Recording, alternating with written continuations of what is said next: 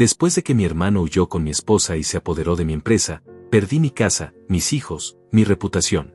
Vas a morir pobre y olvidado. Él me envió ese mensaje. Al mudarme a un depósito abandonado, encontré una caja cerrada con mi nombre grabado en el metal. Dentro había $29,000 en efectivo y una nota de mi padre muerto. Esto es solo para el viaje. La verdadera fortuna está esperando en estas coordenadas. Cuando llegué al lugar, lo que vi me hizo entender todo. La traición no había comenzado con mi hermano.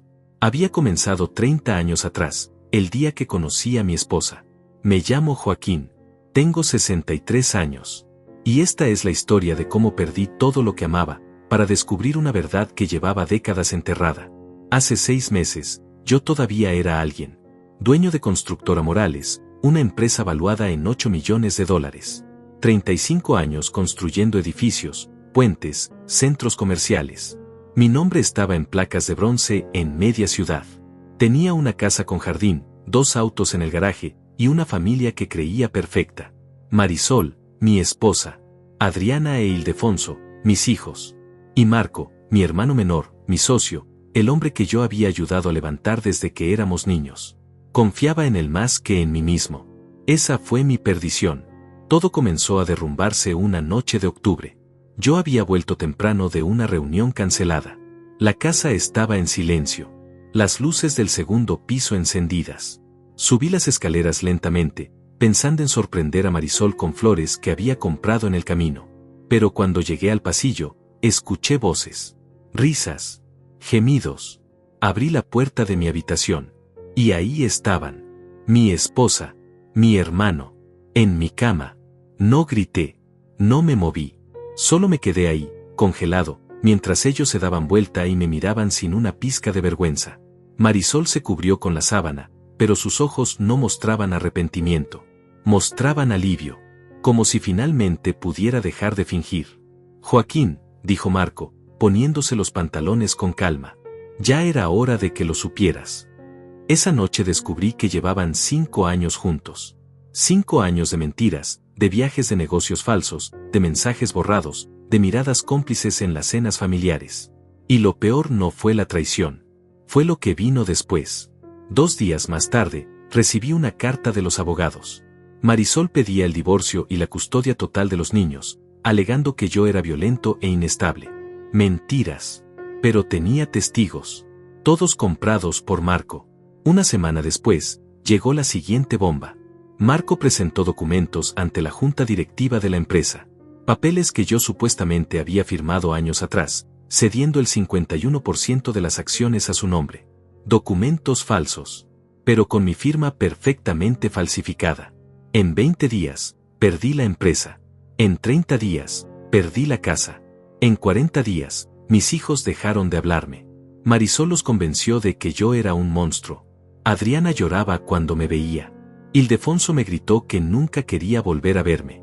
Y Marco, mi hermano, el hombre que cargué en mis hombros cuando éramos niños, me mandó ese último mensaje: vas a morir pobre y olvidado. Me mudé al único lugar que podía pagar. Un depósito industrial abandonado en las afueras de la ciudad. Paredes de metal oxidado, piso de concreto agrietado, sin ventanas. Dormía sobre un colchón que encontré en la calle. Comía una vez al día. Pan y café frío. A veces pasaba horas enteras sentado en el suelo, mirando la pared, preguntándome en qué momento mi vida se había convertido en esto. Una noche, llovía tan fuerte que el techo empezó a gotear. Me levanté para mover el colchón, y al empujar unas cajas viejas en la esquina, vi algo que no había notado antes. Una caja de metal enterrada bajo escombros y polvo. Tenía un candado oxidado. Y grabado en la tapa, con letras toscas, estaba mi nombre, Joaquín. Las manos me temblaron cuando la saqué. Era pesada. Muy pesada. Rompí el candado con una piedra. Adentro había fajos de billetes. $. Conté rápido, casi sin respirar. $29,000 en efectivo. Pero eso no fue lo que me dejó sin aire. Debajo del dinero había una carta. Papel amarillento, doblado con cuidado. La letra era inconfundible. La letra de mi padre. Joaquín, si estás leyendo esto, es porque algo salió mal. Este dinero es solo para el viaje. La verdadera fortuna está esperando en estas coordenadas. Confía solo en Salvador. Él sabe la verdad sobre tu madre, sobre Alejandro, y sobre lo que realmente me pasó. No fue un accidente, hijo. Nunca lo fue. Debajo, había un papel con coordenadas geográficas escritas a mano. Mi padre había muerto hacía 15 años. Un accidente automovilístico en la carretera. Eso fue lo que nos dijeron. Eso fue lo que siempre creí. Pero ahora, leyendo esa carta en un depósito frío y oscuro, me di cuenta de algo. Nunca vi el cuerpo. Nunca hubo funeral abierto. Y el nombre que mencionaba mi padre, Alejandro, era el nombre de mi suegro. El padre de Marisol. El hombre que me presentó a mi esposa hace 30 años, en una cena de negocios que ahora, de pronto, me parecía demasiado planeada. Demasiado perfecta. Me senté en el suelo con la carta en las manos, temblando. La traición no había comenzado con Marco. Había comenzado mucho antes. Y yo estaba a punto de descubrir cuanto antes. Pasé toda la noche despierto, leyendo y releyendo esa carta. Las palabras de mi padre flotaban en mi cabeza como fantasmas. No fue un accidente. Nunca lo fue. ¿Qué significaba eso? ¿Quién era realmente Alejandro? ¿Y por qué mi padre había escondido una fortuna y me pedía que confiara en Salvador, un nombre que apenas recordaba de mi infancia? Salvador había sido el socio de mi padre en los años 80. Un hombre callado, serio, que siempre usaba trajes oscuros y fumaba cigarros baratos. Recuerdo que dejó de venir a casa cuando yo tenía 11 o 12 años. Mi padre nunca explicó por qué. Solo dijo que Salvador había decidido retirarse del negocio. Después de eso, nunca lo volví a ver. Pero ahora, 30 años después, mi padre me pedía que confiara en él. Que él sabía la verdad. Metí el dinero en una mochila vieja, guardé la carta en el bolsillo de mi chamarra y salí del depósito antes del amanecer. No tenía auto. No tenía celular nuevo. Había vendido todo para sobrevivir los últimos meses. Caminé hasta la terminal de autobuses con la mochila al hombro, sintiendo el peso del dinero contra mi espalda. Las coordenadas que mi padre había dejado apuntaban a un lugar en las montañas, a casi 500 kilómetros de la ciudad. Un pueblo pequeño llamado San Vicente del Monte. Nunca había estado ahí. Ni siquiera sabía que existía. Compré un boleto con 3 billetes de $100. La mujer en la taquilla me miró raro, como si pudiera oler la desesperación en mi ropa sucia. No dije nada. Solo tomé el boleto y me subí al autobús que salía en 20 minutos. El viaje duró 8 horas. 8 horas mirando por la ventana, viendo cómo la ciudad se convertía en campos, los campos en colinas, las colinas en montañas. 8 horas pensando en todo lo que había perdido. En Marisol riendo con Marco en mi cama. En mis hijos mirándome con odio. En la empresa que llevaba mi apellido ahora controlada por un traidor. Pero también pensé en mi padre. En cómo murió justo cuando mi negocio estaba despegando. En cómo Alejandro, mi suegro, apareció en mi vida apenas 6 meses después del funeral, ofreciéndome un contrato millonario para construir un centro comercial. En cómo me presentó a Marisol en esa misma cena, como si fuera casualidad. Ella era tan hermosa, tan dulce, tan interesada en todo lo que yo decía. Me enamoré en 3 semanas. Nos casamos en 6 meses. Ahora me daba cuenta de que todo había sido demasiado rápido. Demasiado fácil. Demasiado perfecto. ¿Y si nada había sido real? El autobús llegó a San Vicente del Monte al atardecer. Era un pueblo fantasma. Calles de tierra, casas viejas con techos de lámina oxidada, perros flacos durmiendo en las aceras. Había una iglesia pequeña, una tienda de abarrotes y un bar con la puerta abierta de donde salía música ranchera. Bajé del autobús con la mochila y saqué el papel con las coordenadas. Necesitaba encontrar a alguien que conociera el lugar. Entré al bar. Adentro había 4 hombres bebiendo cerveza en silencio. Todos me miraron cuando entré, pero nadie dijo nada. Disculpen, dije, acercándome a la barra. Estoy buscando este lugar. Mostré el papel con las coordenadas. El cantinero, un hombre grande con bigote gris, miró el papel y luego me miró a mí con desconfianza. ¿Quién lo manda? Mi padre, respondí. Murió hace 15 años. Me dejó esto. El cantinero se quedó callado un momento. Luego asintió lentamente. Usted es el hijo de don Ernesto. No era una pregunta. Era una afirmación. Sí, dije, sorprendido. ¿Lo conoció? Todos lo conocimos. El cantinero señaló hacia la ventana. La casa que busca está a 5 kilómetros de aquí, subiendo por el camino de la montaña. pero no va a llegar caminando antes de que oscurezca. Y no quiere estar en ese camino de noche. ¿Por qué no? Porque hay cosas ahí arriba que es mejor no ver cuando está oscuro. No supe si estaba hablando de animales, de personas, o de algo peor. Pero no pregunté, solo asentí. ¿Alguien puede llevarme? Uno de los hombres en la mesa se levantó. Era flaco, con la piel quemada por el sol y las manos llenas de callos. Yo lo llevo, pero me pagas $100. Era un robo, pero no tenía opción. Saqué un billete de la mochila y se lo di. El hombre lo guardó sin contarlo y me hizo una seña para que lo siguiera. Subimos a una camioneta vieja que hacía un ruido horrible. El camino era de terracería, lleno de piedras y baches. Subimos por la montaña en silencio. El hombre no habló en todo el trayecto. Solo manejaba, masticando tabaco y escupiendo por la ventana.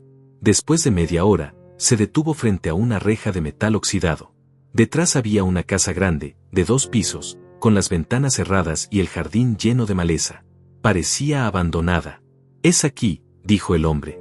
Bajé de la camioneta con la mochila. «No va a esperarme». «No». Arrancó el motor. «Si necesita volver, camine hasta el pueblo. Yo no regreso aquí de noche».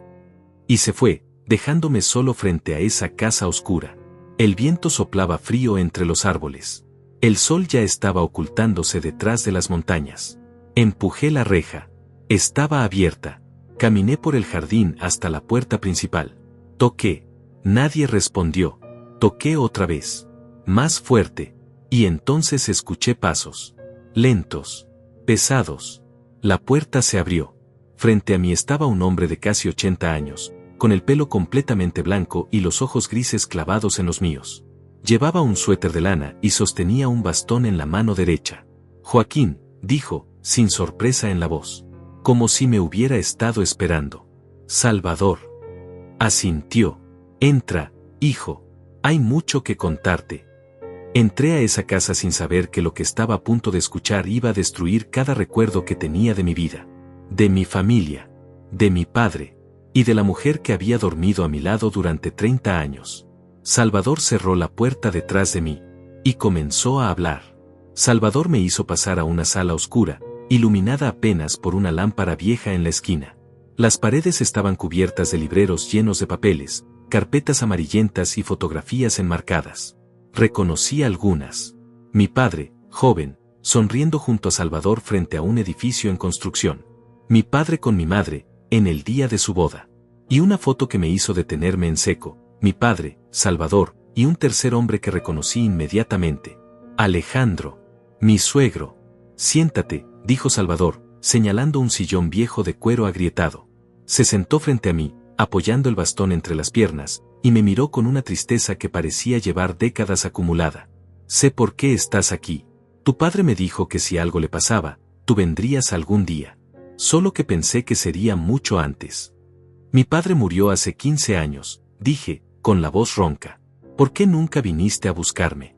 ¿Por qué nunca me dijiste nada?» «Porque tu padre me hizo jurar que no lo haría.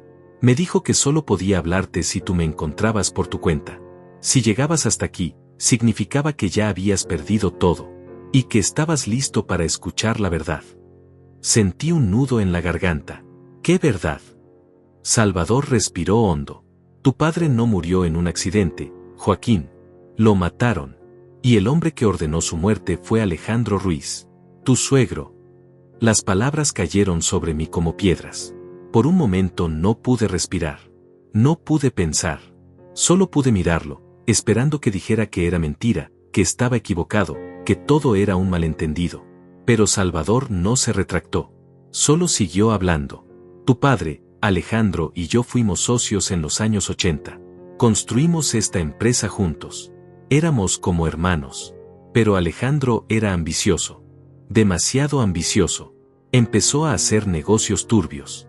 Lavado de dinero, sobornos a funcionarios, contratos con el crimen organizado. Tu padre y yo quisimos salir. Le dijimos que no queríamos estar en eso. Que nos diera nuestra parte y nos iríamos en paz». Salvador hizo una pausa, y vi cómo sus manos temblaban al apretar el bastón. Alejandro aceptó. Nos dio el dinero. $50 millones. divididos en partes iguales. Pero una semana después, tu padre empezó a recibir amenazas. Llamadas en la madrugada. Fotos de tu madre saliendo de la casa. Fotos tuyas saliendo de la escuela. Alejandro quería el dinero de vuelta. Decía que era suyo, que lo había ganado él, y que si no se lo devolvíamos, iba a destruirnos. Me quedé callado, tratando de procesar todo. Mi padre nunca me habló de esto.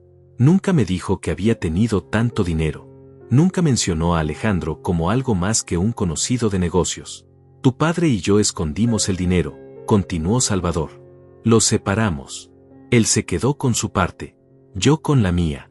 Y juramos no tocarlo hasta que Alejandro muriera. Fue tu padre quien tuvo la idea de fingir que lo habíamos perdido en malas inversiones. Le dijimos a Alejandro que ya no teníamos nada, que estábamos en quiebra. Y él les creyó. No. Salvador negó con la cabeza. Por eso mató a tu padre. O más bien, mandó a matarlo. Fue en la carretera, ¿recuerdas? Dijeron que perdió el control del auto, que se salió del camino y cayó al barranco. Pero yo sé la verdad. Vi las marcas en el pavimento. Vi cómo el auto fue empujado. Y vi cómo cerraron el caso en 2 semanas sin investigar nada. Cerré los ojos. Sentí que la sala giraba a mi alrededor. Todo lo que creía saber sobre mi vida se estaba derrumbando. Después de eso, desaparecí, dijo Salvador. Me vine para acá, a este pueblo olvidado, y esperé. Esperé a que Alejandro me buscara. Pero nunca lo hizo. Creo que pensó que yo también había muerto, o que me había ido del país. Y con el tiempo, dejó de importar. Él siguió con su vida. Construyó su imperio. Y yo me quedé aquí, cuidando el secreto de tu padre. ¿Qué secreto?, pregunté, aunque ya sabía la respuesta. Salvador se levantó lentamente, apoyándose en el bastón, y caminó hacia uno de los libreros. Movió algunos libros y sacó una carpeta gruesa. La puso sobre la mesa frente a mí. Tu padre escondió su parte de la fortuna. $25 millones. En cuentas offshore, en propiedades, en inversiones. Todo está aquí. Los documentos, las claves, las escrituras. Todo a tu nombre. Él sabía que algún día vendrías. Y sabía que cuando lo hicieras, ibas a necesitarlo. Abrí la carpeta con las manos temblorosas. Adentro había papeles legales, contratos bancarios, títulos de propiedad, terrenos en 3 países, cuentas en Suiza, en Panamá, en las Islas Caimán. Todo sumaba exactamente $25 millones. Mi padre me había dejado una fortuna. Y nunca lo supe. ¿Por qué nunca me lo dijo?, susurré. ¿Por qué no me preparó para esto? Porque quería protegerte, respondió Salvador. Si Alejandro hubiera sabido que tú sabías algo, te habría matado también. Tu padre prefirió que vivieras en la ignorancia, pero a salvo. Hasta que llegaras aquí. Hasta que estuvieras listo. Me quedé en silencio, mirando los documentos, tratando de entender la magnitud de lo que estaba viendo. Mi padre había muerto para protegerme. Había guardado este secreto durante años. Y ahora, después de perderlo todo, yo estaba frente a la verdad. Pero algo no cuadraba. Alejandro murió hace 2 años, dije, levantando la vista hacia Salvador. Si él era la amenaza, ¿por qué Marco y Marisol me hicieron esto ahora? ¿Qué tiene que ver mi hermano con todo esto? Salvador se sentó de nuevo, y en sus ojos vi algo que me heló la sangre. Lástima.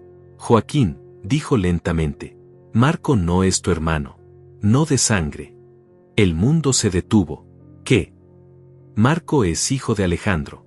Tu madre tuvo una aventura con él cuando tú tenías 5 años. Tu padre lo supo, pero decidió perdonarla. Y cuando Marco nació, decidió criarlo como su hijo para que tú nunca supieras la verdad. Pero Alejandro siempre lo supo. Y cuando Marco cumplió 18 años, Alejandro se le acercó. Le dijo quién era realmente. Le prometió que si destruía tu vida, él le daría todo. La empresa, el dinero, el poder. No podía respirar. No podía pensar. Marisol es sobrina de Alejandro, continuó Salvador, implacable. Él la entrenó desde joven. La plantó en tu vida. La cena de negocios donde la conociste no fue casualidad. Todo fue planeado. El objetivo siempre fue destruirte.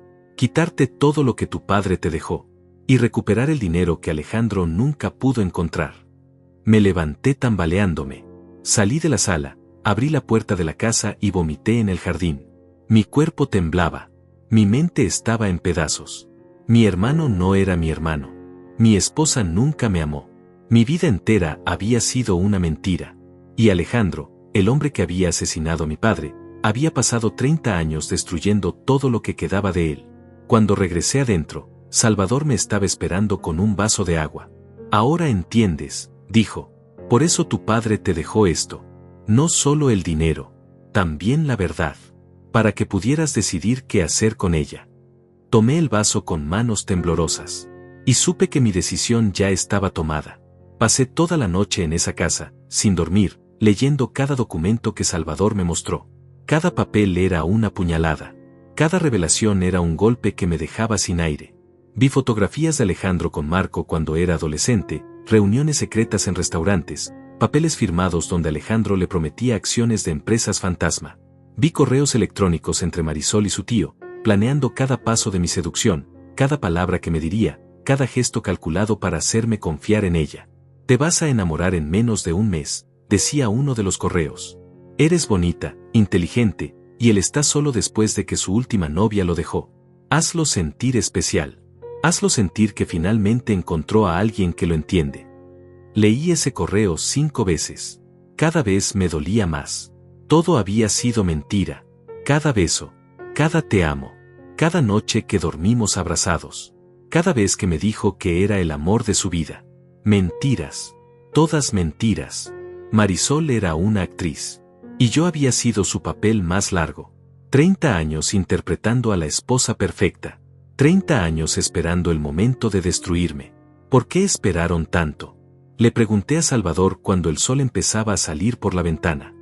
Si el plan era destruirme, ¿por qué no lo hicieron antes? ¿Por qué esperaron 30 años? Salvador encendió un cigarro y lo fumó lentamente antes de responder. Porque Alejandro no sabía dónde estaba el dinero. Pasó años buscándolo. Contrató investigadores privados, hackers, abogados. Revisó cada cuenta bancaria de tu padre, cada propiedad, cada inversión. Pero tu padre fue más inteligente. Lo escondió tan bien que ni siquiera la muerte de Alejandro pudo revelarlo. Y cuando Alejandro murió hace 2 años, Marco y Marisol se desesperaron. Ya no tenían su protección. Ya no tenían su poder. Así que decidieron tomar lo único que podían, tu empresa, tu reputación, tu vida. ¿Y mis hijos?, pregunté con la voz quebrada. Ellos también saben. No. Salvador negó con la cabeza. Adriana e Ildefonso no tienen idea. Para ellos, tú eres el villano. Marisol se encargó de eso. Les mintió. Les dijo que eras violento, que la engañabas, que los ibas a abandonar. Los manipuló tan bien que ahora te odian sin siquiera saber por qué. Cerré los ojos. Mis hijos me odiaban. Mis propios hijos creían que yo era un monstruo. Y no había manera de hacerles entender la verdad sin pruebas. Sin algo concreto que demostrara que todo lo que su madre les dijo era mentira. ¿Tienes pruebas?, pregunté, mirando a Salvador. Algo que pueda usar para demostrar lo que hicieron. Salvador aplastó el cigarro en un cenicero viejo y se levantó. Caminó hacia un mueble antiguo en la esquina de la sala, abrió un cajón con llave y sacó un pendrive negro. Lo sostuvo frente a mí como si fuera un arma. Tu padre me dejó esto antes de morir. Me dijo que si algo le pasaba, guardara esto hasta que tú vinieras. Aquí está todo. Grabaciones de Alejandro confesando el plan. Correos electrónicos entre Marisol y su tío. Transferencias bancarias de cuentas fantasma. Documentos falsificados con la firma de tu padre. Contratos que prueban que Marco nunca fue dueño legítimo de nada. Todo. Tomé el pendrive con las manos temblorosas. Era tan pequeño, tan liviano. Y sin embargo, contenía el poder de destruir a todos los que me habían destruido. También hay algo más, dijo Salvador, sentándose de nuevo. Una grabación que tu padre hizo 2 días antes de morir. Es para ti. No la he escuchado. Me dijo que solo tú debías oírla. Me quedé callado, mirando el pendrive. Mi padre había sabido que iba a morir. Había sabido que Alejandro lo mataría. Y aún así, se había tomado el tiempo de grabar un mensaje para mí. Un mensaje que había esperado 15 años para ser escuchado. Hay una computadora en el cuarto de arriba, dijo Salvador. Puedes usarla. Subí las escaleras lentamente, sintiendo el peso de cada paso. El cuarto era simple. Una cama, un escritorio, una computadora vieja pero funcional. Cerré la puerta, conecté el pendrive y abrí la carpeta. Había docenas de archivos. PDFs, audios, videos. Pero solo uno tenía mi nombre, para _Joaquín, MP4. Hice doble clic. La pantalla se llenó con la imagen de mi padre. Estaba sentado en su oficina, la misma oficina donde pasé mi infancia dibujando mientras él trabajaba. Se veía cansado, ojeroso, pero sus ojos estaban claros y firmes. Joaquín, dijo, y su voz me rompió por dentro. Si estás viendo esto, significa que ya no estoy. Y significa que descubriste la verdad. Perdóname, hijo. Perdóname por no haberte preparado. Por no haberte dicho nada. Pero necesitaba que vivieras sin miedo. Necesitaba que fueras feliz, aunque fuera en la ignorancia. Hizo una pausa, y vi cómo sus ojos se llenaban de lágrimas. Cometí muchos errores. Confié en el hombre equivocado. Me asocié con un demonio. Y cuando quise salir, ya era demasiado tarde. Alejandro me amenazó. Me dijo que si no le devolvía el dinero, te mataría a ti, a tu madre, a todos los que amo. Así que escondí el dinero. Le mentí. Le dije que lo había perdido. Y sé que por eso me va a matar. Pero no me arrepiento. Porque al menos tú vas a estar a salvo. La imagen tembló. Mi padre se limpió los ojos y siguió hablando. Salvador te va a dar todo lo que necesitas. El dinero, los documentos, las pruebas. Pero quiero que me escuches bien, Joaquín. No uses esto para vengarte. No dejes que el odio te consuma como me consumió a mí. Usa esto para ser libre. Usa esto para proteger a los que amas. Y si algún día tienes hijos, enséñales algo que yo no supe enseñarte a tiempo. El dinero no vale nada si pierdes tu alma para conseguirlo. Se quedó callado un momento, mirando a la cámara como si pudiera verme a través del tiempo. Te amo, hijo. Siempre te amé. Y siento no haber sido el padre que merecías. Pero confío en que vas a ser mejor que yo. Más fuerte, más sabio. Y sé que vas a tomar la decisión correcta. La pantalla se puso negra. Me quedé ahí sentado, llorando en silencio, con el rostro de mi padre todavía grabado en mi mente. No había llorado desde el día que perdí la empresa. No me había permitido llorar. Pero ahora, en ese cuarto frío y desconocido, me quebré. Lloré por mi padre. Lloré por los años perdidos. Lloré por la vida que me robaron. Y lloré por el hombre en el que me había convertido, alguien tan roto que ya ni siquiera sabía quién era. Pero mientras lloraba, algo dentro de mí empezó a cambiar. No era solo tristeza lo que sentía. Era rabia. Una rabia fría, calculadora, que empezaba a tomar forma en mi pecho. Mi padre me había dicho que no me vengara. Que no dejara que el odio me consumiera. Pero mi padre estaba muerto. Y yo todavía estaba vivo. Limpié mis lágrimas, cerré la computadora y bajé las escaleras.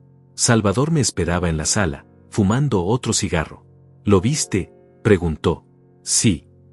¿Y qué vas a hacer? Me quedé callado un momento, mirando por la ventana hacia las montañas. El sol ya había salido completamente. Era un nuevo día. Y por primera vez en meses, sentía que tenía un propósito. Voy a recuperar todo lo que me quitaron, dije finalmente. Pero no de la manera que ellos esperan. Salvador asintió lentamente. Tu padre estaría orgulloso. No lo sé, respondí. Pero al menos voy a poder mirarme al espejo de nuevo. Guardé el pendrive en mi bolsillo, tomé la carpeta con los documentos de la fortuna y salí de esa casa. Salvador me acompañó hasta la reja. Si necesitas algo, ya sabes dónde encontrarme, dijo. Gracias, Salvador. Por todo. No me agradezcas. Solo cumplí una promesa. Me estrechó la mano con fuerza. Cuídate, Joaquín. Y recuerda, la mejor venganza no es destruir a tus enemigos. Es vivir tan bien que ellos se destruyan solos al ver que no pudieron contigo. Asentí y empecé a caminar por el camino de tierra hacia el pueblo. Tenía $25 millones. Tenía todas las pruebas que necesitaba. Y tenía un plan. Marco, Marisol y todos los que me traicionaron iban a pagar. Pero no de la forma que esperaban. Regresé a la ciudad 3 días después. No volví al depósito. No volví a ese lugar oscuro y frío donde había tocado fondo. En lugar de eso, renté un departamento pequeño pero digno en el centro, pagué 6 meses por adelantado en efectivo, y me encerré a estudiar cada documento, cada grabación, cada correo electrónico que Salvador me había dado. Pasé noches enteras frente a la computadora, conectando puntos, entendiendo el alcance de la conspiración. Y mientras más leía, más claro veía el panorama completo. No era solo Marco y Marisol. Era toda una red. Alejandro había construido un imperio de empresas fantasma, cuentas offshore y sobornos que involucraban a políticos, jueces y empresarios. Mi empresa, Constructora Morales, había sido solo una pieza más en su tablero. Y cuando mi padre se negó a seguir siendo parte de eso, Alejandro decidió que era más útil muerto que vivo. Después de asesinarlo, pasó 15 años buscando el dinero escondido. Y cuando murió sin encontrarlo, dejó la misión en manos de Marco y Marisol, destruirme hasta que yo revelara dónde estaba la fortuna. Pero yo nunca supe nada. Y eso los enfureció. Ahora entendía por qué Marco me había quitado la empresa con tanta violencia. Por qué Marisol había llenado a mis hijos de veneno contra mí. No era solo ambición. Era desesperación. Ellos creían que si me dejaban sin nada, sin dignidad, sin futuro, yo eventualmente recordaría algo. Alguna pista que mi padre me hubiera dejado. Algún comentario casual que los llevara al dinero. Pero yo nunca recordé nada porque nunca hubo nada que recordar. Mi padre me mantuvo completamente al margen. Me protegió con el silencio. Y ahora, después de perderlo todo, ese silencio finalmente tenía sentido. Una de las grabaciones que Salvador me dio era especialmente reveladora. Era una conversación entre Alejandro y Marco, grabada por mi padre 2 semanas antes de su muerte. Alejandro había instalado micrófonos en la oficina de su socio, sin saber que mi padre había descubierto los dispositivos y los había usado en su contra. En la grabación, Alejandro le decía a Marco: Joaquín no puede saber quién eres. Si descubre que eres mi hijo, va a sospechar. Tienes que ser el hermano perfecto, el socio leal. Gánate su confianza durante años si es necesario. Y cuando llegue el momento, quítale todo. La empresa, la familia, la dignidad. Destruyelo tan completamente que venga a mí suplicando ayuda. Y entonces lo haré hablar. Él sabe dónde está el dinero de su padre. Tiene que saberlo. Pero Alejandro estaba equivocado. Yo no sabía nada. Y esa ignorancia fue lo único que me mantuvo vivo. Escuché esa grabación una y otra vez. La voz de Alejandro era fría, calculadora, sin un ápice de humanidad. Y la voz de Marco, mi supuesto hermano, era peor. Porque en ella no había conflicto. No había duda. Solo ambición pura y cruda. Voy a disfrutar destruyéndolo, decía Marco en un momento de la conversación. Toda mi vida tuve que fingir que lo admiraba, que lo respetaba. Ahora va a pagar por cada vez que mi verdadero padre me ignoró por culpa de él.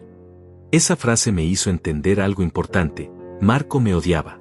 No solo por el dinero. Me odiaba porque yo había tenido el amor de un padre que él nunca tuvo. Porque mientras yo crecía siendo el hijo de Ernesto Morales, él crecía sabiendo que era un secreto. Un error. Un bastardo que su verdadero padre solo usaba como herramienta. Y Marisol era la misma. En los correos electrónicos con Alejandro, quedaba claro que ella tampoco actuaba solo por dinero. Quiero ver cómo se derrumba, escribió en un mensaje. Quiero ver al gran Joaquín Morales rogando en el suelo. Quiero que sepa lo que se siente ser nadie. ¿Por qué tanto odio? ¿Qué les había hecho yo? Tardé días en encontrar la respuesta. Estaba en un archivo al fondo de la carpeta, marcado como histórico-familiar. Adentro había documentos legales que explicaban algo que yo nunca supe. Cuando mi padre descubrió que mi madre había tenido una aventura con Alejandro y que Marco era su hijo, mi padre tomó una decisión. Le dio a mi madre un ultimátum. O dejaba todo contacto con Alejandro y criaban a Marco como hijo legítimo de ambos, o perdía la custodia de los 2 niños y quedaba en la calle sin un centavo. Mi madre eligió quedarse, pero Alejandro nunca se lo perdonó. Pasó el resto de su vida planeando cómo destruir a mi padre. Y cuando finalmente lo mató, volcó todo su odio en mí. Yo era el símbolo de todo lo que Alejandro había perdido, la mujer que amaba, el hijo que no pudo criar abiertamente, el respeto que nunca tuvo. Y Marisol, como sobrina consentida de Alejandro, había sido criada escuchando historias de cómo la familia Morales les había arruinado la vida. La habían entrenado desde niña para odiarme antes de conocerme, para verme como el enemigo. Y cuando Alejandro le pidió que me sedujera, que se casara conmigo, que pasara décadas fingiendo amor solo para destruirme en el momento justo, ella aceptó sin dudarlo. Porque para ella, yo no era una persona. Era un objetivo. Entender eso no hizo que doliera menos. Pero me dio claridad. No podía simplemente tomar las pruebas e ir a la policía. No era tan simple. Marco había sobornado jueces. Marisol tenía contactos en el sistema judicial. Y ambos habían construido una narrativa pública tan sólida que yo era el villano y ellos las víctimas. Si yo aparecía de repente con acusaciones, me verían como un hombre desesperado tratando de recuperar lo que justamente había perdido. Necesitaba ser más inteligente, más paciente, más estratégico. Contraté a un abogado. No uno cualquiera. El mejor abogado penalista de la ciudad, un hombre llamado Gustavo Salinas que tenía reputación de nunca perder un caso. Le pagué $100,000 por adelantado y le mostré todo. Cada documento, cada grabación, cada correo electrónico. Gustavo se tomó 2 semanas para revisar todo. Cuando finalmente nos reunimos de nuevo en su oficina, su expresión era seria pero satisfecha. Esto es suficiente para meter a Marco en prisión por fraude, falsificación de documentos y conspiración, dijo. Y a Marisol por complicidad. Pero hay un problema. ¿Cuál? Muchas de estas pruebas fueron obtenidas de manera cuestionable. Las grabaciones de Alejandro, por ejemplo, podrían ser declaradas inadmisibles si un juez determina que se obtuvieron sin consentimiento. Y los correos electrónicos podrían ser cuestionados si Marco argumenta que fueron hackeados. Entonces no sirven. Sirven. Solo que no podemos usarlas directamente. Necesitamos que ellos mismos se incriminen. Necesitamos que cometan un error. ¿Qué tipo de error? Gustavo sonrió. Era una sonrisa fría y calculadora.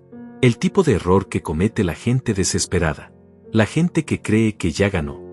Tardé un momento en entender lo que sugería. Y cuando lo hice, sentí algo parecido a la esperanza por primera vez en meses. ¿Quieres que los provoque? Exactamente. Vas a reaparecer. Vas a dejarles saber que no estás destruido. Que encontraste algo. Algo grande. Y cuando ellos vengan por ti, cuando intenten callarte o amenazarte, vamos a estar grabando cada palabra, cada movimiento. Y esa vez, las pruebas van a ser completamente legales. Era arriesgado. Muy arriesgado. Si Marco y Marisol sospechaban algo, podrían desaparecer. O peor, podrían intentar matarme como habían matado a mi padre. Pero también era la única manera. ¿Cuánto tiempo necesitas para prepararlo todo?, pregunté. 2 semanas. Necesito conseguir las órdenes judiciales correctas. Instalar los dispositivos de grabación. Preparar testigos. Y sobre todo, necesito asegurarme de que cuando caigan fuerte y no puedan levantarse. Asentí. Hazlo. Durante esas 2 semanas, me preparé. Compré ropa nueva. Me corté el cabello. Me afeité. Empecé a ir al gimnasio. Dejé de parecer el hombre destruido que había sido. Empecé a parecer el hombre que estaba a punto de recuperarlo todo. Y mientras me miraba al espejo cada mañana, practicaba la expresión que iba a mostrarles a Marco y Marisol cuando finalmente los enfrentara. No sería de odio. No sería de dolor. Sería de triunfo. Porque yo sabía algo que ellos no sabían. Ya había ganado. Solo faltaba que ellos se dieran cuenta. El plan era simple. Gustavo había conseguido un contacto en un periódico importante. Le filtró información anónima de que Joaquín Morales, el empresario caído en desgracia, estaba a punto de presentar un caso legal explosivo que involucraría fraude corporativo y conspiración familiar. La noticia se publicó en una columna de Chismes Financieros. Solo 3 párrafos. Suficiente para que Marco y Marisol la vieran. Y la vieron. 2 días después, recibí un mensaje. Era de un número desconocido. Necesitamos hablar. Tú, yo y Marisol. Mañana a las 6 de la tarde. El restaurante Il Corso. Ven solo. Era de Marco. Había mordido el anzuelo. Le respondí con una sola palabra. Ahí estaré. Gustavo ya había preparado todo. Yo llevaría un micrófono oculto. Habría 2 agentes encubiertos en el restaurante. Y todo lo que Marco y Marisol dijeran quedaría grabado. Cuando llegó el día, me vestí con el mejor traje que había comprado, me puse el dispositivo de grabación que Gustavo me había dado y salí hacia el restaurante. Iba a ver a mi hermano y a mi esposa por primera vez en 6 meses. Y esta vez, Yo tenía el control. El restaurante Il Corso era uno de esos lugares elegantes donde solíamos celebrar los grandes contratos. Pisos de mármol, lámparas de cristal, camareros con guantes blancos. Hacía meses que no pisaba un lugar así. Hacía meses que no me sentía digno de estar en un lugar así. Pero esa noche, cuando crucé la puerta y vi las miradas de algunos comensales reconociéndome, no bajé la cabeza. No me escondí. Caminé directo hacia la mesa del fondo donde Marco y Marisol ya estaban esperando. Ellos me vieron antes de que yo llegara. Vi cómo Marco le susurraba algo a Marisol. Vi cómo ella entrecerraba los ojos, evaluándome de arriba abajo, sorprendida de verme limpio, afeitado, vestido como un hombre que todavía tenía algo de poder. Esperaban encontrar al hombre del depósito, al hombre quebrado, al hombre que rogaba por sobras. Pero ese hombre ya no existía. Joaquín, dijo Marco, levantándose a medias como si fuera un gesto de cortesía. Su sonrisa era forzada, falsa, la misma sonrisa que me había dado durante 30 años. Te ves bien, mejor de lo que esperaba. Gracias, Marco, respondí, sentándome sin estrechar su mano. Miré a Marisol. Ella no sonreía. Solo me miraba con esos ojos que alguna vez me hicieron sentir amado y que ahora solo me provocaban asco. Marisol. Joaquín, dijo ella con frialdad. No pensé que aceptarías venir. ¿Por qué no habría de venir? Dijiste que necesitábamos hablar. En realidad fui yo quien lo dijo, intervino Marco, recargándose en su silla con esa actitud arrogante que ahora reconocía como la de Alejandro. Leí algo interesante en el periódico. Algo sobre que estás planeando demandarnos. Es cierto. El micrófono estaba grabando cada palabra. Los agentes encubiertos estaban en mesas cercanas. Todo estaba saliendo según el plan. Solo necesitaba hacerlos hablar. Hacerlos confesar. Y si fuera cierto, respondí con calma. ¿Qué harías? Marco se rió. Una risa corta y despectiva. Joaquín, por favor. No seas ridículo. ¿Demandarme con qué? No tienes dinero. No tienes abogados. No tienes nada. Estás acabado. Tal vez no tan acabado como crees. La sonrisa de Marco se desvaneció un poco. Marisol se inclinó hacia adelante, mirándome con desconfianza. ¿Qué significa eso? Significa que encontré algo. Algo que mi padre me dejó. El silencio que siguió fue pesado. Vi cómo Marco y Marisol intercambiaban una mirada rápida. Nerviosa. Ahí estaba. La grieta en su armadura. No sé de qué estás hablando, dijo Marco, pero su voz sonaba menos segura. Claro que lo sabes, respondí, sosteniendo su mirada. Mi padre escondió algo antes de morir. Algo que Alejandro buscó durante años. Algo que ustedes todavía están buscando. Marisol palideció. Marco apretó los puños sobre la mesa. Tu padre no tenía nada. Era un perdedor que murió en la carretera porque manejaba borracho. Mi padre no estaba borracho. Y no fue un accidente. Lo mataron. Y tú lo sabes.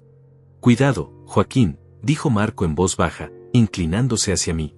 Estás diciendo cosas muy peligrosas. ¿Peligrosas para quién? ¿Para mí o para ti? Marisol puso una mano sobre el brazo de Marco, como si tratara de calmarlo. Pero cuando habló, su voz era dura como el acero. ¿Qué es lo que quieres, Joaquín? ¿Dinero? ¿Un acuerdo? ¿Qué?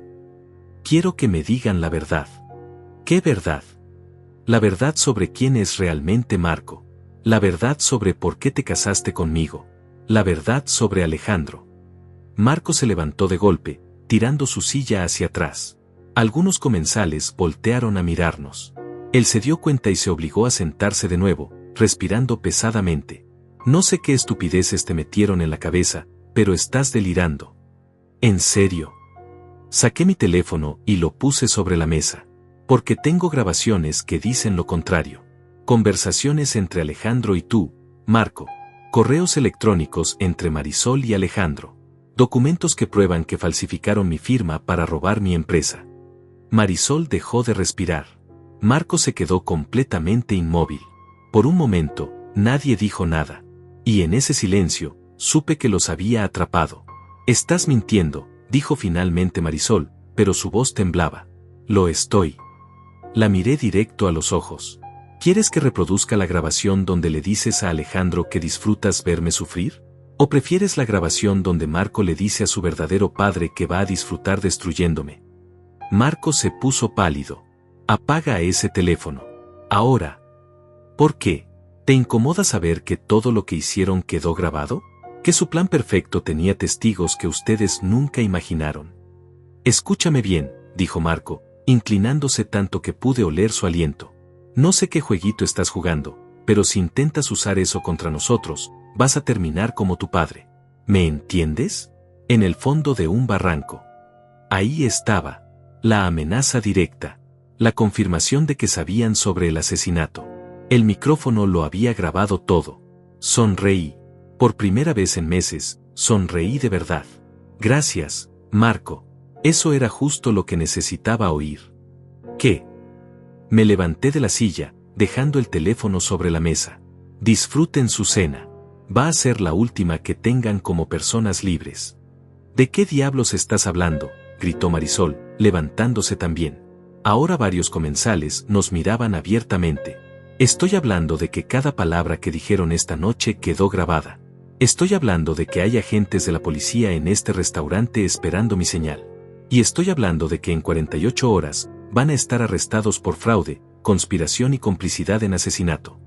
El rostro de Marco se volvió de un rojo intenso. Hijo de perra. Nos tendiste una trampa. Tal como ustedes me tendieron una trampa a mí durante 30 años. Marco se abalanzó sobre mí, pero antes de que pudiera tocarme, dos hombres aparecieron de la nada y lo sujetaron. Eran los agentes encubiertos. Uno de ellos sacó una placa. Marco Ruiz, queda arrestado por amenazas de muerte, conspiración para cometer fraude y extorsión. Tiene derecho a permanecer en silencio. Marisol gritó. Intentó correr, pero una agente mujer la detuvo. Marisol Ruiz, también queda arrestada por complicidad en los mismos cargos. El restaurante entero estaba en silencio, mirando la escena. Yo me quedé ahí, de pie, viendo cómo les ponían las esposas. Viendo cómo Marco me miraba con un odio tan puro que casi podía sentirlo. Viendo cómo Marisol lloraba, no de arrepentimiento, sino de rabia por haber sido atrapada. Esto no termina aquí, me escupió Marco mientras se lo llevaban. ¿Tienes idea de con quién te metiste? Vas a pagar por esto. No, Marco, respondí con calma. Quien va a pagar eres tú. Por cada mentira. Por cada traición. Y sobre todo, por matar a mi padre. Lo último que vi antes de que se lo llevaran fue su expresión de sorpresa. Sorpresa de que yo supiera. Sorpresa de que lo hubiera descubierto. Sorpresa de que el hermano al que había subestimado durante toda su vida finalmente lo había vencido. Cuando se fueron, Gustavo apareció a mi lado. Había estado esperando afuera. Perfecto, dijo. Lo grabamos todo. Las amenazas, la confesión implícita sobre tu padre, todo. Con esto y las pruebas documentales, van a pasar años en prisión. Asentí, pero no sentí la euforia que esperaba sentir. No sentí triunfo. Solo sentí un vacío enorme, porque ganar no me devolvía los años perdidos. No me devolvía la confianza traicionada. No me devolvía a mis hijos. ¿Y ahora qué?, pregunté. Ahora viene la parte legal. Juicios, audiencias, todo el proceso. Pero con las pruebas que tenemos, esto es solo una formalidad. ¿Cuánto tiempo? 6 meses, tal vez un año. Pero van a caer. Te lo garantizo. Salí del restaurante hacia la noche fría. La ciudad brillaba a mi alrededor, indiferente a mi dolor. Caminé durante horas sin rumbo, pensando en todo lo que había pasado. En cómo había llegado hasta aquí. En cuánto había perdido para llegar a este momento. Mi teléfono sonó. Era un mensaje de un número desconocido. Lo abrí. Papá, soy Adriana. Necesito hablar contigo. Por favor. Se me detuvo el corazón. Mi hija. Después de 6 meses de silencio, mi hija me estaba escribiendo. ¿Habría visto las noticias? ¿Sabría ya lo que había pasado? Le respondí con manos temblorosas. Dime dónde y cuándo. Ahí estaré. Su respuesta llegó inmediatamente. Mañana. La cafetería donde solías llevarme los domingos. A las 10 de la mañana. Guardé el teléfono y miré al cielo. Por primera vez en mucho tiempo, sentí algo parecido a la esperanza. Marco y Marisol iban a pagar por lo que hicieron. la verdad estaba saliendo a la luz. Y tal vez, solo tal vez, tenía una oportunidad de recuperar a mis hijos. Pero antes de eso, necesitaba enfrentar la pregunta que me había estado persiguiendo desde que salí de la casa de Salvador. ¿Qué iba a hacer con los $25 millones que mi padre me había dejado? Esa noche, solo en mi departamento, saqué todos los documentos de la fortuna y los puse sobre la mesa. Escrituras de propiedades, números de cuentas bancarias, certificados de inversión. Todo sumaba exactamente $25 millones. Podía tomar ese dinero y desaparecer. Irme a otro país. Empezar de nuevo. Vivir el resto de mi vida en lujo y paz. O podía hacer algo diferente. Algo que mi padre habría querido. Me quedé despierto toda la noche pensando. Y cuando el sol comenzó a salir, finalmente supe qué hacer. Llegué a la cafetería 20 minutos antes de las 10. Era el mismo lugar donde solía llevar a Adriana cuando era niña, todos los domingos después de misa. Pedíamos chocolate caliente y pan dulce, y ella me contaba sus sueños, sus miedos, todo lo que pasaba en su vida de 11 años. Esos fueron días felices. Días que ahora parecían pertenecer a otra vida, a otro hombre. Me senté en la misma mesa de siempre, junto a la ventana, y esperé. Cada minuto se sentía como una hora. Me sudaban las manos. El corazón me latía tan fuerte que pensé que todo el café podía escucharlo. ¿Qué me diría? ¿Vendría a gritarme? ¿A reclamarme? ¿O habría visto las noticias sobre el arresto de su madre y querría respuestas? A las 10 en punto, la puerta se abrió. Y ahí estaba ella. Adriana. Mi hija. Tenía 28 años ahora, pero para mí siempre sería esa niña de 11 años riendo mientras le limpiaba el chocolate del labio superior. Estaba más delgada de lo que recordaba. Tenía ojeras. Se veía cansada, como si no hubiera dormido en días. Nuestras miradas se cruzaron. Por un momento, pensé que se daría vuelta y se iría. Pero no lo hizo.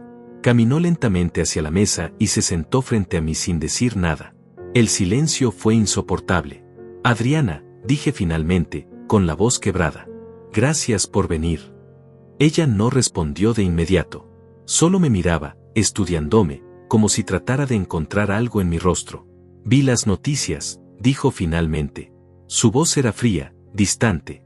Vi cómo arrestaban a mamá. A tío Marco. Dicen que los acusas de fraude, de conspiración, incluso de asesinato. No es que los acuse, respondí con cuidado. Es que tengo pruebas. Pruebas de todo lo que hicieron. Y se supone que debo creerte. Su voz subió de tono. Después de todo lo que nos dijiste mamá sobre ti, después de que desapareciste durante meses sin siquiera intentar contactarnos. Intenté contactarte, cientos de veces. Tú no contestabas mis llamadas, tus mensajes, nada. Porque mamá nos dijo que eras peligroso, que eras violento, que nos habías abandonado. Tu madre mintió, Adriana, mintió sobre todo. Ella negó con la cabeza, y vi lágrimas formándose en sus ojos. No puedo creer esto. No puedo creer que estés tratando de destruir a mamá solo porque ella se divorció de ti. No se divorció de mí. Me traicionó. Ella y Marco estuvieron planeando esto durante años. Décadas. Adriana, tu madre nunca me amó. Fue plantada en mi vida por su tío Alejandro para destruirme. Eso es ridículo. ¿En serio? Saqué mi teléfono y abrí una de las carpetas que Gustavo me había preparado. Eran copias de los correos electrónicos. Lee esto. Son correos entre tu madre y Alejandro de hace 30 años, antes de que nos casáramos. Lee lo que ella escribió. Adriana tomó el teléfono con manos temblorosas. Vi cómo sus ojos recorrían las palabras. Vi cómo su expresión cambiaba de incredulidad a confusión, de confusión a horror. Cuando terminó de leer, dejó el teléfono sobre la mesa como si quemara. No, susurró. Esto tiene que ser falso. No es falso. Hay docenas de correos como ese. Hay grabaciones. Hay documentos. Tu madre fue entrenada para seducirme, casarse conmigo y destruirme cuando llegara el momento correcto. Y ese momento llegó hace 6 meses. Adriana se cubrió la boca con las manos. Las lágrimas caían libremente ahora. ¿Por qué? ¿Por qué haría algo así? Porque su tío, Alejandro, mató a mi padre hace 15 años. Y pasó décadas buscando una fortuna que mi padre escondió. Cuando no pude encontrarla, decidió que la mejor manera era infiltrar a alguien en mi vida. Alguien que pudiera controlarme, vigilarme, y eventualmente destruirme si no revelaba dónde estaba el dinero. Pero tú no sabías nada. Exacto. Por eso me quitaron todo. Pensaron que si me dejaban sin nada, yo recordaría algo. Alguna pista. Pero yo nunca supe nada porque mi padre me protegió manteniéndome en la ignorancia. Adriana se quedó en silencio durante mucho tiempo. Podía ver cómo procesaba todo, cómo cada pieza del rompecabezas empezaba a encajar en su mente. Siempre pensé que era raro, dijo finalmente con voz débil. La forma en que mamá hablaba de ti después de que te fuiste. Era como si te odiara. No como alguien que está dolida por un divorcio. Era odio real, profundo, y yo no entendía de dónde venía. Venía de años de fingir. Tu madre pasó 30 años interpretando un papel, y cuando finalmente pudo quitarse la máscara, todo ese odio acumulado salió. ¿Y tío Marco? Él también. Respiré hondo. Esta parte iba a ser la más difícil. Marco no es mi hermano. No de sangre. Es hijo de Alejandro y de mi madre. Mi padre lo crió como su hijo para protegerme a mí, pero Alejandro eventualmente le contó la verdad a Marco y lo manipuló para que me odiara. Adriana se llevó las manos a la cabeza. Dios mío, toda mi vida ha sido una mentira. No toda tu vida. Yo te amé. Siempre te amé. Y sigo amándote. Tú e Ildefonso son lo único real que tuve. Lo único que valió la pena. Ella me miró con ojos rojos de llorar. ¿Por qué nunca nos dijiste nada? ¿Por qué dejaste que creyéramos las mentiras de mamá? Porque no tenía pruebas. Porque si les decía algo sin poder demostrarlo, solo habría empeorado las cosas. Necesitaba tiempo para encontrar la verdad. Para encontrar las pruebas. Y ahora las tengo. ¿Y qué va a pasar ahora? Mamá va a ir a prisión. Probablemente. Ella y Marco. Las pruebas son demasiado fuertes. Falsificación de documentos, conspiración, fraude corporativo. Y si puedo probar su conexión con el asesinato de mi padre, los cargos serán mucho peores. Adriana cerró los ojos. No sé qué sentir. Parte de mí todavía quiere creer que mamá es inocente, que todo esto es un error. Pero otra parte de mí sabe que estás diciendo la verdad. He visto cosas. He escuchado conversaciones. Cosas que no tenían sentido hasta ahora. ¿Cómo qué? Como la vez que escuché a mamá hablando por teléfono con tío Marco, diciendo que pronto todo terminaría, que pronto serían libres. Pensé que hablaba del divorcio, pero ahora entiendo que hablaba de destruirte completamente. Extendí mi mano sobre la mesa, y después de dudar un momento, ella tomó la mía. Sus dedos estaban fríos, temblorosos. Adriana, sé que esto es difícil. Sé que tu mundo se está derrumbando. Pero necesito que entiendas algo, nada de lo que pasó es tu culpa. Ni tuya ni de Ildefonso. Ustedes fueron usados. Manipulados. Igual que yo. ¿Ildefonso sabe algo? No lo sé. Él también vio las noticias. Sí, pero no quiso hablar conmigo. Se encerró en su cuarto.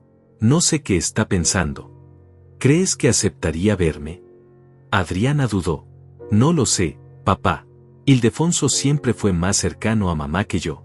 Esto va a ser más difícil para él. Lo entiendo, pero necesito que ambos sepan la verdad. Necesito que lean los documentos, que escuchen las grabaciones, que entiendan que todo lo que su madre les dijo sobre mí era mentira. Te creo, dijo Adriana, apretando mi mano. No sé si Ildefonso lo hará tan rápido como yo, pero yo te creo, papá. Esas palabras fueron como un bálsamo sobre una herida abierta. Por primera vez en 6 meses, sentí que algo se reparaba dentro de mí. No todo, no completamente, pero algo. Hay algo más que necesitas saber, dije. Tu abuelo, mi padre, me dejó una herencia. Una fortuna que Alejandro y tu madre estuvieron buscando durante años. 25 millones de dólares. Los ojos de Adriana se abrieron como platos. ¿Qué? Es verdad. Y ya decidí qué voy a hacer con ese dinero. ¿Qué? Voy a crear una fundación en nombre de tu abuelo. Una fundación que ayude a empresarios traicionados por socios, a personas que perdieron todo por conspiraciones familiares. Voy a usar ese dinero para hacer algo bueno. Algo que honre la memoria de mi padre. Adriana sonrió por primera vez. Era una sonrisa pequeña, triste, pero real. El abuelo estaría orgulloso. Eso espero. Nos quedamos sentados en silencio durante un rato, tomados de la mano, tratando de procesar todo. Finalmente, Adriana habló de nuevo. ¿Qué va a pasar con la empresa? Con Constructora Morales. El proceso legal va a tomar tiempo. Pero con las pruebas que tengo, la empresa volverá a mi nombre. Los documentos que Marco usó para robarla son falsos. Puedo probarlo. ¿Y luego qué? ¿Vas a volver a dirigirla? No lo sé. Tal vez. O tal vez la venda y use ese dinero para la fundación también. Todavía estoy decidiendo. ¿Y nosotros? Su voz era pequeña, vulnerable. ¿Vamos a poder volver a ser una familia? La miré a los ojos. Mi hija. Mi hermosa hija que había crecido creyendo que su padre era un monstruo. Vamos a intentarlo. No va a ser fácil. Va a tomar tiempo. Pero si tú quieres, yo quiero. Yo quiero, papá. Quiero recuperar el tiempo perdido. Nos levantamos y nos abrazamos. Fue un abrazo largo, apretado, lleno de años de dolor y malentendidos. Ella lloró en mi hombro. Yo lloré en el suyo. Y por primera vez en mucho tiempo, sentí que tal vez, solo tal vez, iba a estar bien. Cuando nos separamos, le di una tarjeta con el número de Gustavo. Este es mi abogado. Si necesitas hablar con alguien sobre el caso, o si tu madre o Marco intentan contactarte, llámalo. Él te va a proteger. Ella tomó la tarjeta y la guardó. Gracias, papá. Gracias a ti por venir. Por escucharme. Por creerme. Siempre fuiste mi héroe, dijo con voz quebrada. Incluso cuando mamá trataba de convencerme de lo contrario, algo dentro de mí sabía que estaba equivocada. Los siguientes meses fueron un torbellino de audiencias judiciales, declaraciones y noches sin dormir. Gustavo cumplió su promesa. Las pruebas que teníamos eran tan sólidas que el caso contra Marco y Marisol avanzó rápidamente. Los cargos se multiplicaron cuando los fiscales empezaron a investigar más profundo: lavado de dinero, evasión fiscal, soborno a funcionarios públicos. La red de corrupción que Alejandro había construido y que Marco heredó empezó a desenredarse como un suéter viejo. Marisol intentó negociarlo todo. Su abogado ofreció acuerdos, reducciones de sentencia a cambio de testimonio contra Marco. Pero Gustavo fue implacable. No hay tratos, le dijo al fiscal. Queremos justicia completa. Y la conseguimos. El juicio duró 3 semanas. Yo estuve presente cada día, sentado en la galería, viendo cómo la defensa intentaba desesperadamente desacreditar las pruebas. Pero era imposible. Las grabaciones de Alejandro confesando el asesinato de mi padre. Los correos electrónicos entre Marisol y su tío planeando mi destrucción. Los documentos falsificados con mi firma.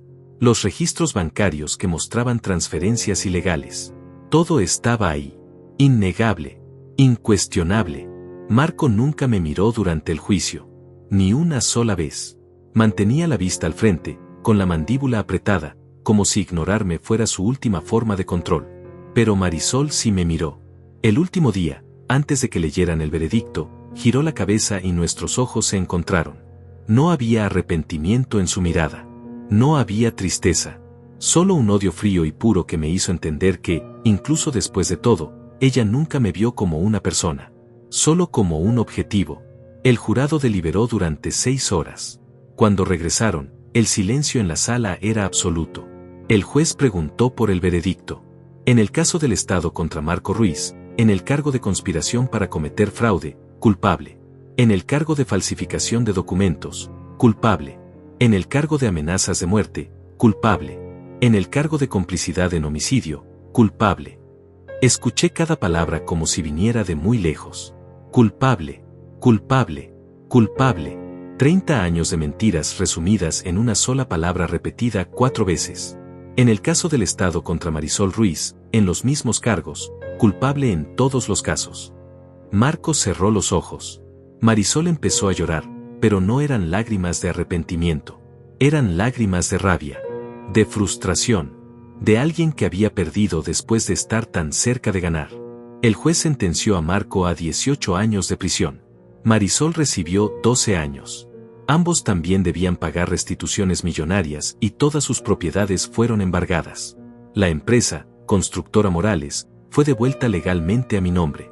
La casa que me habían quitado volvió a ser mía. Todo lo que me robaron fue devuelto. Pero cuando salí de la corte ese día, no sentí euforia. No sentí triunfo. Solo sentí cansancio. Un cansancio profundo que llegaba hasta los huesos. Adriana me esperaba afuera. Había asistido a algunas de las audiencias, aunque no a todas. Era demasiado doloroso para ella ver a su madre siendo juzgada. Cuando me vio, corrió hacia mí y me abrazó. Se acabó, papá. Finalmente se acabó. Sí, susurré. Se acabó. Ildefonso no vino al juicio. Ni un solo día. Adriana me dijo que todavía estaba procesando todo, que necesitaba tiempo. Yo lo entendía. Él había sido el hijo favorito de Marisol, el que más tiempo pasó con ella, el que más creyó sus mentiras. Aceptar que todo era falso iba a tomarle mucho más tiempo que a Adriana. Pero 2 semanas después del veredicto, recibí un mensaje suyo. Papá, ¿podemos hablar? Era breve, sin contexto, pero era algo. Nos encontramos en un parque, el mismo parque donde lo llevaba a jugar fútbol cuando era niño. Llegué temprano y me senté en una banca, viendo a padres jóvenes jugar con sus hijos pequeños, recordando cuando eso era yo. Cuando la vida era simple. Cuando no sabía que todo era una mentira. Ildefonso llegó con las manos en los bolsillos, caminando lentamente. Tenía 25 años, pero en ese momento parecía mucho más joven. Vulnerable. Perdido. Se sentó a mi lado sin mirarme. El silencio se extendió entre nosotros como un muro invisible. Vi el veredicto en las noticias, dijo finalmente. Su voz era áspera, como si hubiera llorado mucho. 18 años para tío Marco. 12 para mamá. Sí. Parte de mí todavía no puede creerlo. Que todo era mentira. Que mamá nunca te amó. Que pasó 30 años fingiendo. Lo sé. Es difícil de aceptar. ¿Por qué lo hizo? Se giró hacia mí con los ojos llenos de lágrimas. ¿Por qué nos tuvo si nunca le importamos? ¿Por qué construyó esta familia falsa si solo quería destruirte? Porque ustedes eran parte del plan. Hijos me ataban más a ella. Me hacían más vulnerable. Y cuando llegara el momento de destruirme, ustedes serían las armas perfectas para herirme. Ildefonso se cubrió la cara con las manos. Dios, papá, fuimos armas. Toda nuestra vida fuimos solo herramientas. No. Puse una mano en su hombro.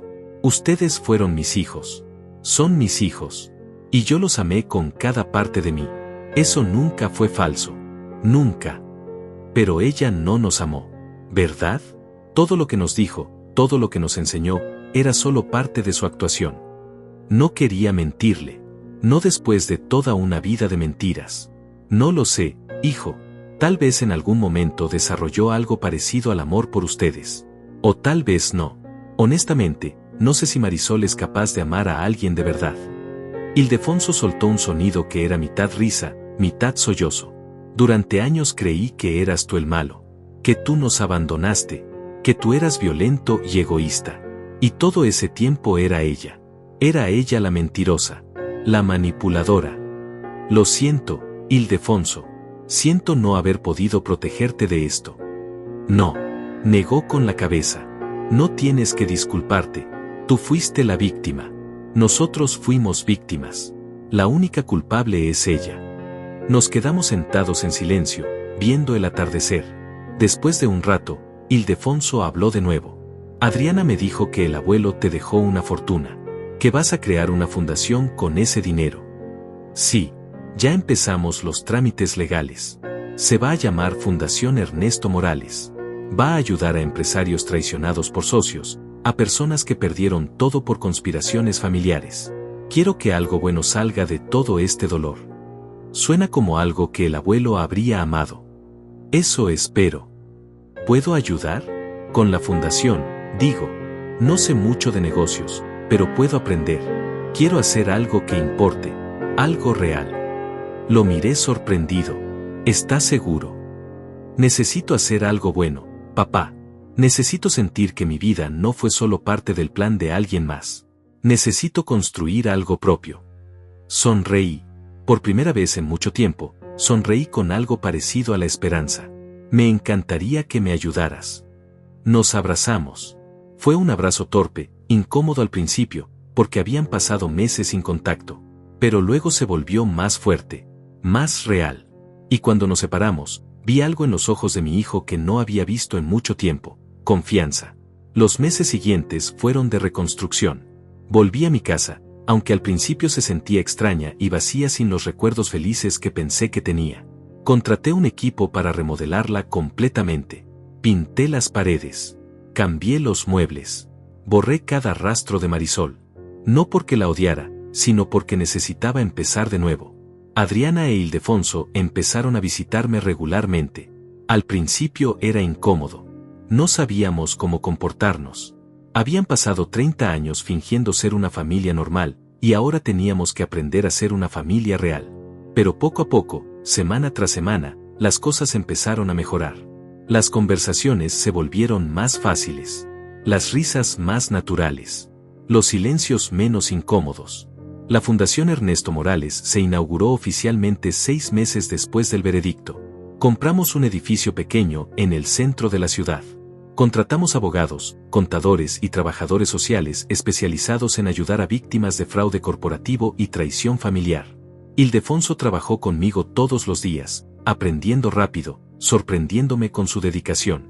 Adriana se unió también, encargándose de la parte de comunicaciones y relaciones públicas. En el primer año, ayudamos a 17 personas a recuperar sus empresas, sus propiedades, sus vidas. Cada caso era diferente, pero todos compartían algo: habían confiado en la persona equivocada. Y esa confianza los había destruido. Al ayudarlos, sentía que también me estaba ayudando a mí mismo, que estaba transformando mi dolor en algo útil. Un día, mientras revisaba papeles en la oficina de la fundación, Ildefonso entró con una expresión seria. «Papá, hay alguien aquí que quiere verte». «¿Quién?» «Dice que es un viejo amigo de la familia. Su nombre es Salvador». Salvador entró a mi oficina caminando despacio, apoyado en su bastón, pero con una sonrisa en el rostro que no le había visto la última vez que nos encontramos. Tenía el mismo suéter de lana, el mismo aire de hombre que había vivido demasiado y visto demasiado. Pero en sus ojos había algo diferente. Paz, tal vez. O algo parecido a la satisfacción. «Joaquín», dijo, extendiendo su mano. «Te ves bien. Mucho mejor que la última vez». Estreché su mano con fuerza. «Salvador, no esperaba verte por aquí». Leí sobre el juicio, sobre el veredicto, y sobre esta fundación que creaste. Miró alrededor de la oficina con aprobación. «Tu padre estaría orgulloso». «Eso espero». Se sentó lentamente en una de las sillas frente a mi escritorio. «Vine porque necesitaba verte con mis propios ojos. Necesitaba saber que habías sobrevivido, que no te habían destruido». «Casi lo logran», admití. Hubo momentos en que pensé que no iba a salir de esto, que iba a morir solo y olvidado, tal como Marco me prometió. «Pero no lo hiciste, porque eres hijo de tu padre. Y él era el hombre más fuerte que conocí». No me sentía fuerte cuando vivía en ese depósito. No me sentía fuerte cuando mis hijos me odiaban. La fuerza no es no caer, Joaquín. Es levantarse después de caer. Y tú te levantaste. Encontraste la verdad. Luchaste por justicia. Y ahora estás usando el dolor para ayudar a otros. Eso es verdadera fuerza. Me quedé callado, dejando que sus palabras se asentaran. Salvador tenía razón. Durante meses me había sentido como una víctima, como alguien a quien la vida le había arrebatado todo. Pero en algún momento del camino, sin darme cuenta, había dejado de ser una víctima. Me había convertido en un sobreviviente. Y luego en algo más, alguien que usaba su supervivencia para ayudar a otros a sobrevivir también. «¿Cómo está todo en San Vicente del Monte?», pregunté, cambiando de tema. «Tranquilo, como siempre, pero más vacío ahora que cumplí mi promesa con tu padre. Durante 15 años, mi único propósito fue esperar a que vinieras. Guardar sus secretos. Proteger su legado. Ahora que lo hice, no estoy seguro de qué hacer con el tiempo que me queda». Una idea empezó a formarse en mi mente. «¿Alguna vez pensaste en volver a la ciudad? ¿En trabajar de nuevo?» «Tengo 82 años, Joaquín. No creo que nadie quiera contratar a un viejo como yo». «Yo sí». Me incliné hacia adelante. «Necesito a alguien con experiencia. Alguien que entienda lo que significa ser traicionado por un socio. Alguien que pueda aconsejar a las personas que vienen aquí buscando ayuda. No sería trabajo físico, solo tu sabiduría, tu tiempo, tu historia. Salvador me miró sorprendido. Por un momento pensé que diría que no, pero luego sonrió. Una sonrisa genuina que iluminó su rostro arrugado. ¿Estás seguro? Soy un viejo cascarrabias que fuma demasiado y habla poco. Estoy completamente seguro. Esta fundación existe por ti, por guardar el secreto de mi padre todos estos años. Sería un honor tenerte aquí. Entonces acepto, pero solo si puedo fumar mis cigarros en el balcón. Reí. Por primera vez en mucho tiempo, reí de verdad. Trato hecho. Salvador se quedó con nosotros. Se mudó a un departamento cerca de la fundación y empezó a trabajar 3 días a la semana. Los otros empleados lo adoraron desde el primer día. Tenía esa forma de hablar que hacía que la gente confiara en él, que se sintiera escuchada. Y las personas que venían buscando ayuda se conectaban con él de una manera especial. Porque él había vivido lo mismo. Había perdido todo. Había sobrevivido. Y ahora estaba aquí, ayudando a otros a hacer lo mismo. Pasó 1 año. Luego 2. La fundación creció. Abrimos oficinas en otras ciudades. Ayudamos a cientos de personas a recuperar lo que les habían robado. Algunos casos eran simples. Otros eran complejos y tomaban meses. Pero cada victoria se sentía personal. Cada persona que recuperaba su empresa, su casa, su dignidad, era un recordatorio de por qué estábamos haciendo esto. Adriana se casó durante el 2.º año. Una boda pequeña, íntima, solo familia cercana y amigos. Me pidió que la llevara al altar. Lloré como nunca había llorado cuando puse su mano en la mano de su esposo. Lloré por todos los años que casi pierdo con ella. Por todas las mentiras que casi destruyen nuestra relación. Y lloré de gratitud porque, contra todo pronóstico, habíamos encontrado el camino de regreso el uno al otro.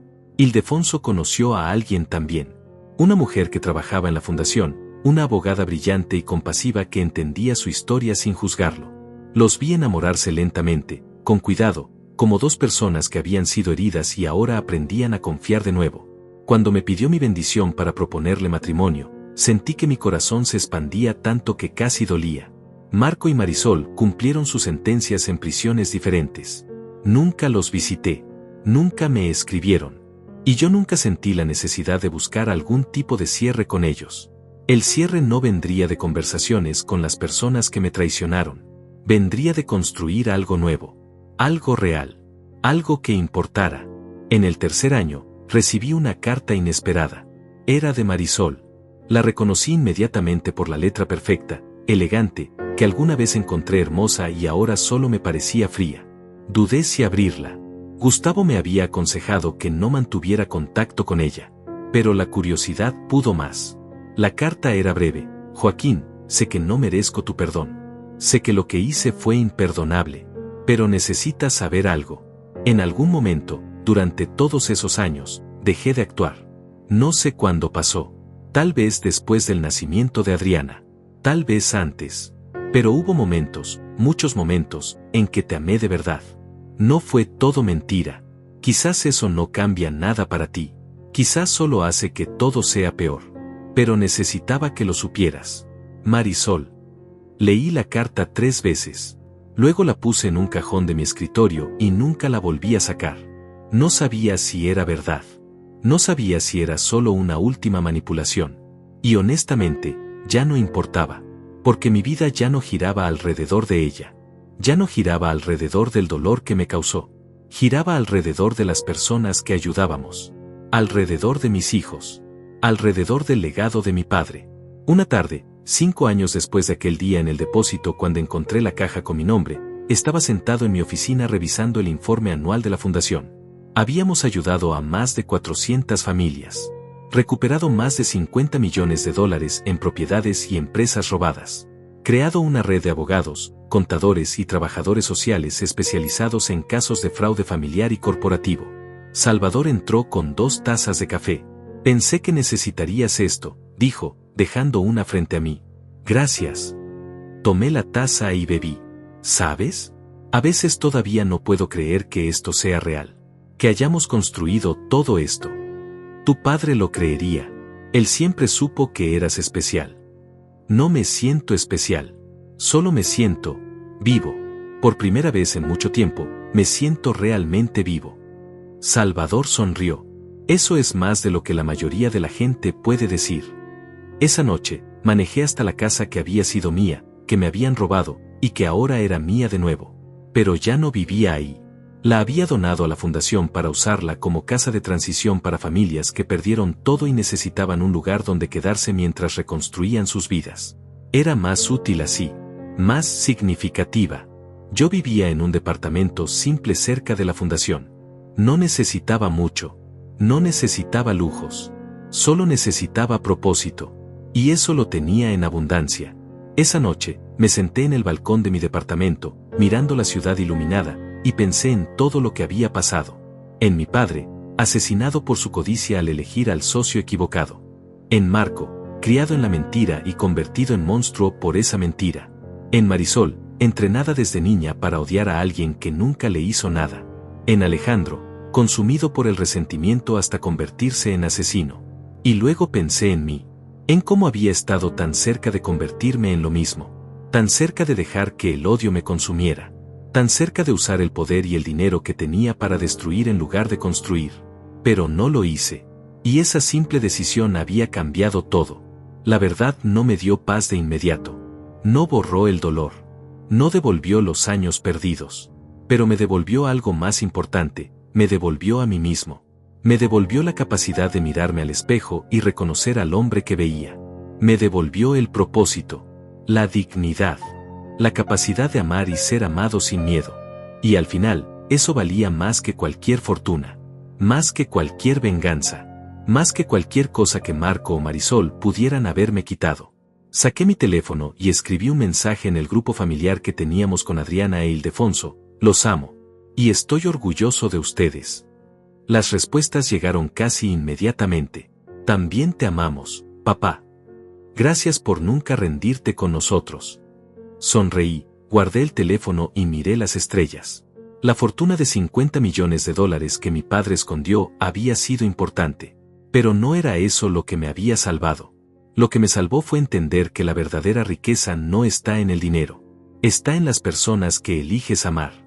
En el propósito que eliges perseguir. En la decisión de levantarte cada vez que te derriban. Mi padre me dejó una herencia. Pero no era solo dinero. Era una lección, que incluso en la oscuridad más profunda, incluso cuando todo parece perdido, siempre hay una manera de volver a la luz. Solo tienes que ser lo suficientemente valiente para buscarla. Y yo la encontré.